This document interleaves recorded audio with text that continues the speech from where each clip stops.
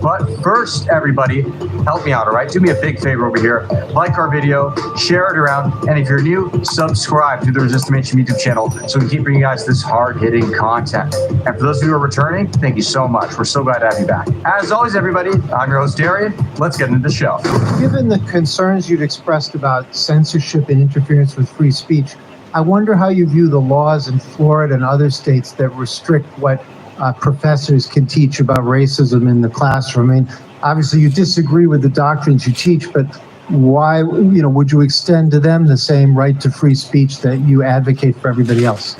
No, I mean, it's a matter of curriculum, right? So I would ask the question, should we teach the flat earth theory in physics, right? Should we teach bloodletting in biology? Should we teach lobotomies in medical school? Or should we teach eugenics and ethics? No, there's some ideas that are so reprehensible and provably wrong, they shouldn't be in anywhere close to an academic environment. Now, a professor obviously has the freedom of speech to say what he or she wants individually, but from a curriculum standpoint, from what you're able to measure or test, to say that all of a sudden we're going to teach that race matters, that somehow that people are suffering from a pandemic of whiteness, as Coca-Cola would say, or just critical theory or critical race theory, no, that has no place in an educational environment, because in an educational environment, it's less about really the opinion of the teacher or the opinion of the student. It's the pursuit of the soul and the entire being of the student towards truth, goodness, and beauty. And so you must have a teleological destination for that. Yes, a follow-up. Just one follow-up.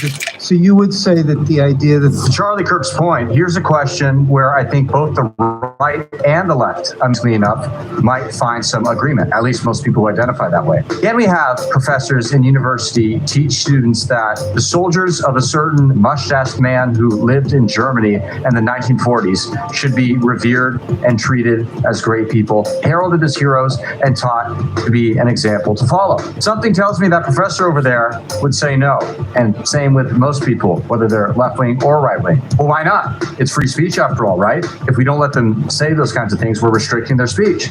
We're anti-free speech. We're anti-First Amendment. Obviously, nobody actually believes that, right? At the end of the day, in a society, there are certain things you tolerate and don't tolerate, especially in an academic setting where the taxpayer is being forced to fund something, like in the example of public universities. Point being that it's not so simple as, well, you're pro-free speech, you let them say whatever, and you're anti-free speech if you don't let them say whatever. And by the way, these left-wingers, we all know that none of them, I repeat, none of them would even think about allowing somebody with, say, very far-right conservative views to be a professor at a university. Think about it. They always get fired immediately.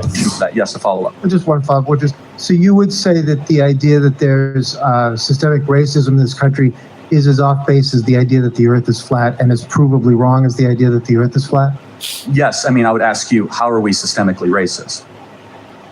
Well, I mean, we can have a long discussion, but I'm a journalist. I don't think it's a place for it. Yeah, okay. He's a journalist who's got no bias or agenda whatsoever, just like Joe Biden is a good president who's managing the American economy well. Wait a second. Hold up. Biden's economy is terrible, guys, but luckily there are some things you can do about it. One of those things is invest in precious metals, namely with Goldco. Guys, Goldco is a great company. They're highly rated, all well happy. Gold.com. Scholarly debate with the professor. And own and touch. So check it out, guys. Go to rtmgold.com. You can click the link in the description or type in your web browser. Once again, that's rtmgold.com. Possibly if you attended a class on it, you might get in a debate with the professor and see what their data shows and whether it's a matter of scholarly dispute. I mean, there's a lot of books on both sides, or whether I'm not aware of a lot of scholarly, accepted books that advocate that the earth is flat.